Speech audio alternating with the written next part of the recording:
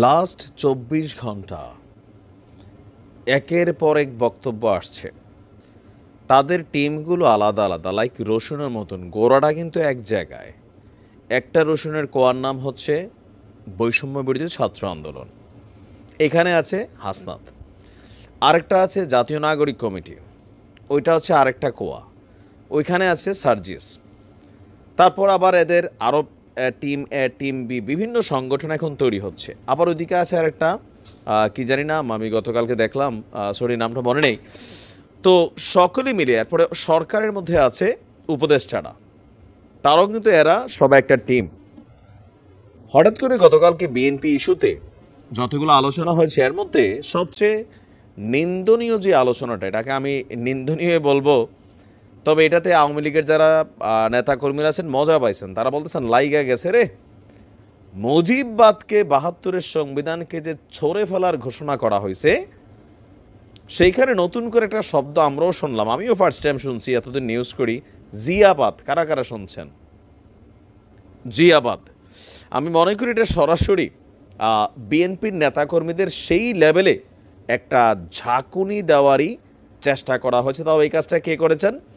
Nasir Uddin Patwari, the Bluetooth বয়।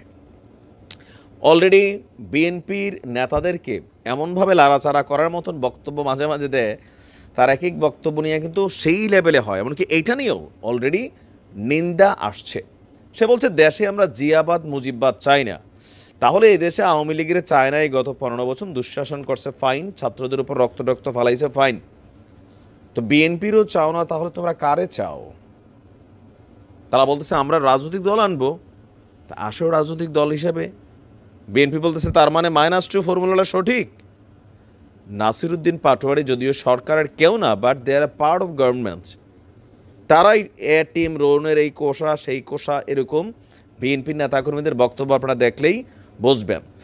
দর্শক, নাসির উদ্দিন পাটোয়ারি জাতীয় নাগরিক কমিটির আহ্বায়ক, এমনকি এই দলটা একটা রাজনৈতিক দল তৈরি করতে যাচ্ছে আগামী ফেব্রুয়ারিতে।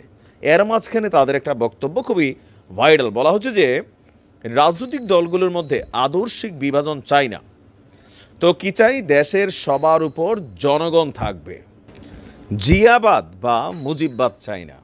তার এই কথায় পাশাপাশি উপদেষ্টাদের বিভিন্ন কথা, সকল কিছু মিলাইয়া বিএনপির এই সন্দেহটা খুবই স্বাভাবিক যে সরকার কিংস পার্টি বানাচ্ছে। এটা যে কোনো কেউই বলতো।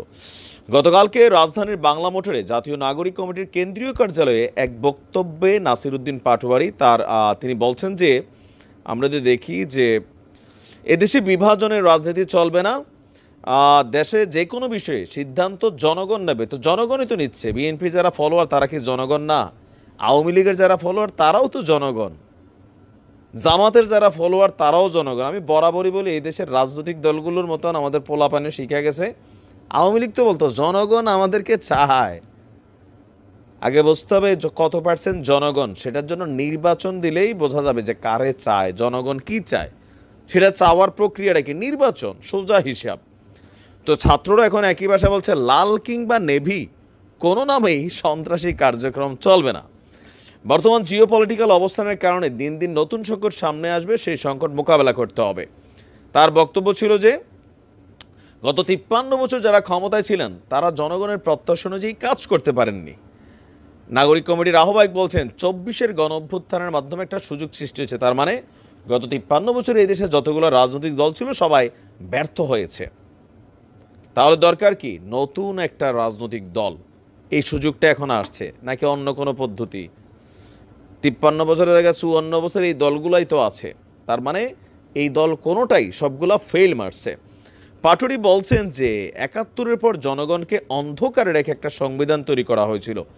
সেই সংবিধান দিয়ে বিভাজনের রাজনীতি করা হয়েছিল। বিভাজনের রাজনীতি যে সংকট তৈরি করেছে, সেই সংকটের একটা পর্যায়ে এসে ২৪-এর অভ্যুত্থান হয়েছে। তো এখন কি দরকার? জিয়াবাদ মুজিববাদকে কবর দিয়া নতুন আর একটা বাদ দরকার। এটা হইতে পারে অভ্যুত্থানবাদ, বিপ্লবীবাদ, আমি জানি না আর কী বাদ নামে সামনে আসতে যাচ্ছে।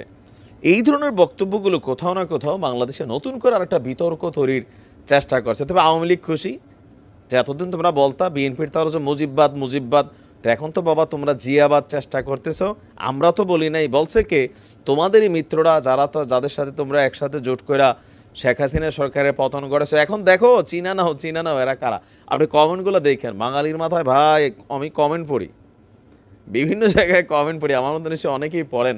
তো ভাবি কতটা ক্রিয়েটিভিটি এদেশের মানুষের মধ্যে আছে। তবে বাঙালি রাজনৈতিক সচেতন মানুষ, কিন্তু দিন শেষে ভাই যে দলের সেই দলেরটাই আসলে গান গায়, সমালোচনাও করে, কিন্তু দিন শেষে দলের পক্ষেই কথা বলে। তো কি মনে হয় আপনার এখন এই নাসিরুদ্দিন পাটোয়ারি এর আগেও একটা লাগাইছিল আমরা কারা তোমরা কারা, এরকম একটা বক্তব্য দিয়ে কিন্তু খুব ভাইরাল অবস্থান তৈরি করেছিল। আজকে যে বার্থডে দিছে এটা নিয়ে আবার বিএনপির নেতারা যথেষ্ট প্রতিক্রিয়া জানাইছে, যদিও তারেক রহমান নীরব আছেন।